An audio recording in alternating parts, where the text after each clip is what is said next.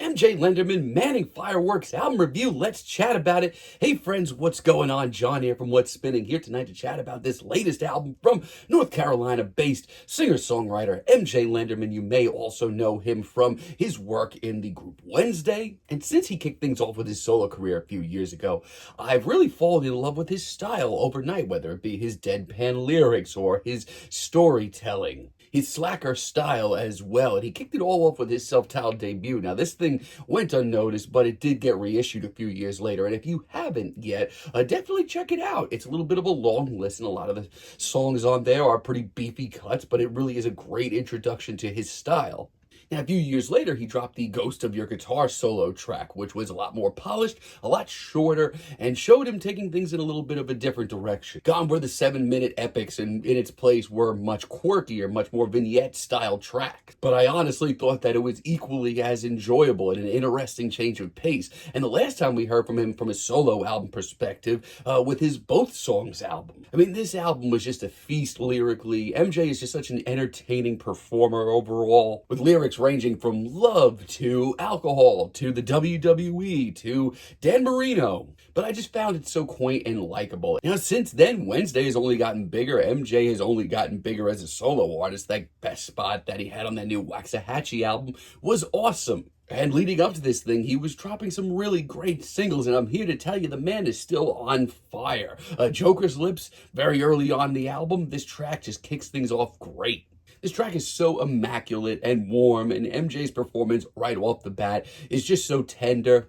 Lyrically, he's just an artist that's on another level, at least for me right now. He's one of very few people that could just make me laugh, make me think, make me cry, usually all in the same track. And there is a sincerity to this track. It is just so brutally honest. I've loved it since it dropped as a single, and I feel like the dude is literally operating on all cylinders right now. Rudolph I really love too. I think this track honestly could have been a single. I love the slacker riff and MJ's pop culture references. It's a wordy feast and you gotta turn your brain on, but yeah, it's really rewarding. I also really love the slight freak out that we get here with MJ just blasting us with a guitar solo, and it's great. And she's leading up to this record, this was the single that spoke to me the most. I love how raw his performance is on this track. It's just so cutting. He's just a brutally honest dude, and it comes off great here. And instrumentally, I love this track as well. I mean, MJ really locks in on this groove on this track and doesn't let go. It's hypnotic. And the hook here is easily the most memorable of this entire record. Modern alternative country just continues to be in such a great spot right now. And gladly, for me at least, I don't have a lot of bad to report. I will say,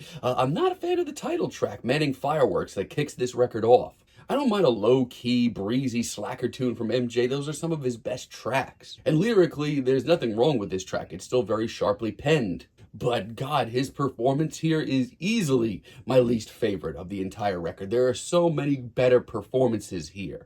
And Wristwatch, while not necessarily bad, I think it's a little bit more middle of the road than I personally like. I mean, instrumentally speaking, MJ actually brings a little heat to this track, but lyrically, this is kind of a mess. Even in his performance, he sounds a little shakier than usual, and not in the cool way. But outside of that, yeah, this is a really solid record. For those of y'all that are upset that I didn't enjoy the title track here, I think Rip Torn is a much better track in this style from MJ. This is a much more visual track. MJ's always been a storyteller. This track is simple, but it's just so masterfully done. The slacker vibes, the imagery, the heartfelt performance.